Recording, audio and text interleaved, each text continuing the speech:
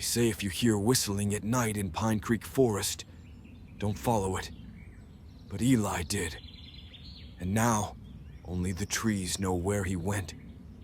Eli Johnson was 17, a hiker, adventurous. He liked doing things most kids wouldn't, like going solo camping for a weekend in a forest known for creepy stories. His mom begged him not to go alone. He laughed it off. "It's just woods, Mom," he said. But Pine Creek wasn't just woods, not really. The first night, Eli heard something strange. A soft whistle, a familiar tune. His grandmother's lullaby. She'd been dead for 3 years. He thought he was dreaming. But the sound came again, clearer, closer. The second night, it got worse. The whistling circled his tent. Sometimes it would stop, and that silence felt even worse than the sound. He texted a friend. "I think someone's out here. Might be messing with me." But no one replied. The third night, he live-streamed. "Okay, guys, I'm hearing it again. Listen." And then, the lullaby whistled softly, but this time from behind him. Eli spins around. His flashlight catches movement between the trees, just a shadow. He moves toward it. The screen glitches. The last thing we hear is Eli whispering, "Grandma." Then, static. 3 weeks later, hikers found Eli's tent. Zipped shut, supplies untouched. But no Eli. His phone was there. The last video, still live, still recording. It showed the empty forest, and a figure in the distance, whistling, walking toward the camera. Then, cut to black. If you hear whistling in the woods, don't follow it. Run. Story 2. Every evening, Olivia stood at the sink, brushing her teeth in the dim glow of the bathroom light. The soft hum of the overhead bulb filled the quiet apartment she shared with her best friend, Harper. Their latest antique find, a large, ornate mirror, hung over the sink, its gilded frame slightly tarnished with age. At first, Olivia barely noticed anything unusual. Maybe the reflection blinked a second too late. Or perhaps she held her breath longer than she should have. The strangest thing was the smile, faint, almost imperceptible. It never quite touched Olivia's lips, yet it lingered in the mirror. She joked with Harper about their haunted estate sale find. Harper, ever the skeptic, rolled her eyes. "It's just old glass. Stop creeping yourself out." Olivia tried to laugh it off, but the laughter never reached the reflection's lips. The oddities grew more noticeable. Olivia draped a cloth over the mirror one night, determined to shake the eerie feeling. But the next morning, as she passed by, she could swear she saw her face staring back through the fabric. She tried to dismiss it. Stress, lack of sleep. But her dreams grew more vivid, each one filled with a silent watcher in the mirror. The reflection's movements no longer matched hers precisely. Sometimes it was ahead, brushing its hair before she did, turning away before she could blink. Other times, it lagged behind, staring longer than it should have. And then, one night, Olivia saw it, not in the mirror, but behind her. She froze, her breath catching in her throat. Slowly, she turned. The hallway behind her was empty. Yet in the reflection, the second Olivia stood a few feet back, grinning. She whipped around again. Nothing. Her pulse thundered in her ears as she called out for Harper, but her roommate was asleep, oblivious. The mirror girl was gone, at least for now. The next morning, Harper found Olivia sitting at the kitchen table, pale and sleepless. When Olivia told her everything, Harper frowned but said nothing. That night, Harper set up her phone to record Olivia's sleep, hoping to ease her friend's mind. But the footage did the opposite. As the video played, Harper's blood turned ice cold. In the dim glow of the room, Olivia lay still, breathing softly. But in the mirror, the reflection sat up, eyes wide, unblinking, smiling. The observer. Harper didn't tell Olivia, not immediately. Not until she noticed something else. The reflection was getting bolder. It was brushing Olivia's hair when Olivia wasn't moving. It was walking the apartment when Olivia was asleep. And worst of all, it was getting closer to the glass. Each night, inching forward, closing the gap. Harper woke to an unnatural silence. The air in the apartment felt heavy, suffocating. She turned to Olivia's bed. Empty. Heart pounding, Harper bolted to the bathroom, the one place Olivia always seemed drawn to. She stopped short at the mirror. Her own reflection stared back. But it wasn't her. On the other side of the glass, Olivia pounded on the surface, her mouth forming silent screams. Her face contorted with terror. Her hands pressed desperately against the cold barrier that trapped her. On Harper's side, the reflection was calm. It smiled. It was wearing Harper's pajamas now.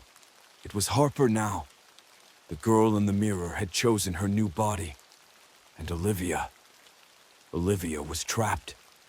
But no one else would ever see her. The reflection turned away from the glass, adjusting the way Harper's face looked. It stretched, flexed. Then, without a second glance, it walked away, leaving Olivia behind, smiling. Story 3. The Last Passenger. Marcus had driven the night shift for 10 years, witnessing the quiet desolation of the city's late hours. The bus was his sanctuary, a metal husk of flickering lights and empty seats. He had seen his share of strange passengers, but nothing prepared him for the woman who boarded at 3:17 a.m. at a stop that didn't exist. She stood on the edge of the road motionless, her face obscured by long dark hair. The streetlights barely touched her, but her presence was undeniable. With an uneasy glance at the empty highway, Marcus opened the doors. The woman stepped in without a sound, her bare feet pale against the worn-out bus floor. "Ma'am, where are you headed?" Marcus asked, but she didn't respond. She simply moved to the middle of the bus and sat down. Marcus exhaled and pulled back onto the road. Maybe she was just lost, or maybe she needed time. He adjusted the rearview mirror to get a better look, but her seat was empty. A chill crawled up his spine. Then, a whisper drifted through the bus. "Anna?" Marcus's hands tightened on the wheel, his wife's name. The voice was soft, but unmistakable. Anna's voice. His breath caught in his throat. He turned sharply, but the bus was still empty. "Anna?" A sob threatened to rise in his chest. Anna had died 2 years ago, a tragedy that left him hollow. His grief was a silent companion, but now it had a voice. The bus shuddered as Marcus pulled over abruptly, tires skidding against the asphalt. He turned around and she was there, standing beside him, close enough for him to see the unnatural stillness in her eyes. "She's waiting for you," the woman whispered, her lips barely moving. Marcus's heart pounded. He gasped for air, his pulse a hammering drumbeat. The headlights flickered. The world spun. He saw Anna's face, smiling, reaching for him. The bus veered sharply, the horn blaring into the night. Then, nothing. When Marcus opened his eyes, he was lying on the roadside. The bus was gone. No wreckage, no shattered glass, just the whisper of the wind through the trees. He staggered to his feet, his body unscathed, but his mind unraveling. Later, investigators restored the footage from the bus's security cameras. It showed the bus swerving off the road, but the driver's seat was empty. The final frame, the one that made the investigators go pale, showed Marcus sitting in the passenger seat, gazing forward and smiling. Story 4. Room 313. Jake just needed a cheap room, the kind of place where the bed didn't matter, where he could shut his eyes for a few hours and forget about the world. The rain hammered against his windshield like it was trying to break through. Windshield wipers clicked steadily, trying to keep up, but the storm had turned the road into a blur of water and shadows. Then he saw it, a flickering neon sign barely cutting through the mist. Vacancy, Hollow Pines Motel. The red glow buzzed like a dying firefly, but it was shelter. Dry, and that's all Jake needed. The front office smelled like damp carpet and old smoke. The walls were yellowed from years of neglect. Behind the desk stood a man, tall, thin, with skin that seemed stretched too tightly over his face. His eyes were tired, dark-rimmed, unmoving. Jake stepped in, shaking the rain off his coat. "Need a room?" he said. The man didn't respond at first, just watched him like he was trying to remember something. Then slowly, he slid a key across the counter. "Only got one left," the clerk muttered. "Room 313, but it's under repair." Jake glanced at the key. Brass, cold, slightly bent. "I'll take it," he said. The clerk didn't argue. He just sighed, leaned back in his creaky chair, and turned his eyes back to a black and white monitor behind the desk. Jake made his way down the narrow corridor. Faded carpeting muffled his steps. The hallway light flickered above him. At the far end, room 313 waited. The door creaked as it opened. The air was stale. Wallpaper curled away from the walls like peeling skin. A ceiling fan spun overhead with a slow, rhythmic tick. The bedspread was faded, patterned with old floral print. But it was dry, and it was a place to rest. Jake dropped his bag on the bed and headed to the bathroom to splash some cold water on his face. The mirror was cracked, water pressure weak. The light above him flickered once, twice, and he caught a glimpse of something behind him. A shadow. Quick. Wrong. But when he turned, the room behind him was empty. He stepped back into the bedroom, drying his hands on his jeans. The TV was on. He didn't remember turning it on. But there it was. No sound, no channel, just a grainy black and white feed.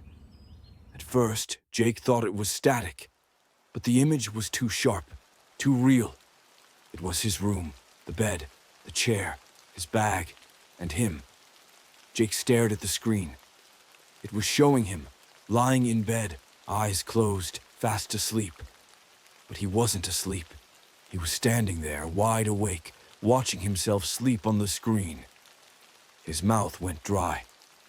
He picked up the remote and pressed the power button. The screen went black. Then, just a second later, it flickered back on. Now it was showing something else. The bathroom. Then the hallway outside. Then the closet. The closet door was shut in the feed. Slowly it creaked open. Darkness inside. But something moved. A pale hand reached out, long and bony, curling around the door frame. Then a second hand, pulling something forward. A figure, hunched and thin, dragged itself into view. Its head tilted sideways like its neck had snapped. Hollow eye sockets stared directly through the screen. Jake turned. The closet door in the room was wide open, empty. He spun back to the TV. The figure was closer now, crawling, inch by inch, toward the edge of the screen, toward him. The remote slipped from his hand. Suddenly, the room felt colder, like the air had been drained from it. Jake took a step back, heart pounding. He grabbed his duffel, only to find it wasn't there anymore. It had vanished. The screen now showed him again, standing in the middle of the room. But the image had changed. It was frozen. Jake's face locked in place, motionless, staring blankly into nothing. And then, something moved behind the image of him, the thing from the closet. Its hands wrapped slowly around his sleeping image's shoulders. Jake turned to run, but the door wouldn't budge. The knob spun in place. Locked. Sealed. Behind him, the closet creaked louder. He didn't look back, but he felt it. Felt something stepping out. Heavy breath, a dragging foot, a faint whisper in a voice that wasn't a voice at all. Then darkness. The next morning, the front desk was quiet. The clerk sat behind the counter, sipping cold coffee, watching the monitor. A housekeeper entered slowly, pale, visibly shaken. "Room 313, she whispered. "It's empty." The bed hadn't been slept in. No bag, no clothes, just the TV, still on, showing the room, and on the screen, a man, frozen mid-step, a face caught in terror. On loop, over and over again, watching and being watched. Story 5. Do not open the basement door. Whatever you do, kids, don't open the basement door. Their father said it casually, almost as a joke, ruffling Ava and Logan's hair before grabbing his coat. "I'll be back in a few hours. Order pizza if you're hungry." The twins rolled their eyes. It wasn't their first time being left alone, and they were 12, not little kids anymore. "You're acting weird, Dad," Logan muttered as he plopped onto the couch, already engrossed in his game. Ava curled up with a book, only half listening to their father's departure. The house settled into silence as the hours passed. Rain began to tap against the windows, and the wind howled outside. Everything was normal until 11:13 p.m. A sound, a voice. "Ava, Logan, open the door." They froze. The voice was unmistakable. It was their mother. Logan shot a glance at Ava. "Did you hear that?" Ava nodded, heart pounding. "But Mom's still at work." They grabbed the house phone and called her. The line rang, then connected. "Hey, sweethearts, everything okay?" Their mother's voice was bright, but tired. Ava swallowed hard. "Mom, where are you?" "Still at work, honey. I told you, it's a late shift. I should be home around midnight." The twins stared at each other, dread creeping up their spines. From the basement door, the voice came again. "Please, open up. It's me." Logan's hand trembled as he ended the call. The voice was louder now, desperate. "Ava, Logan, why are you ignoring me? Please, babies, let me out." The doorknob rattled. Ava grabbed Logan's arm. "We need to call Dad, now." Their father answered on the second ring. "What's wrong?" "Dad, Mom's voice. It's coming from the basement," Logan stammered. The line was silent for a moment. Then their father spoke, his voice barely above a whisper. "Listen to me very carefully. That thing, it copies voices. If you hear it, whatever you do, don't open the door." Ava's breath hitched. But then came the creak. Their heads snapped toward the basement. The door was opening. A sliver of darkness yawned from below, and something shifted in the shadows. The voice changed, low, distorted, no longer pleading. "Got you." The screen turns black. A final sound. The twin screams. Then the basement door slams shut. Forget to click the like button. This will help us pull even more scary stories out of the shadows. Subscribe and turn on the notification bell so that you don't miss any new nightmarish posts. Do you have your own creepy story? Write about it in the comments below. And remember, some stories are not just fiction.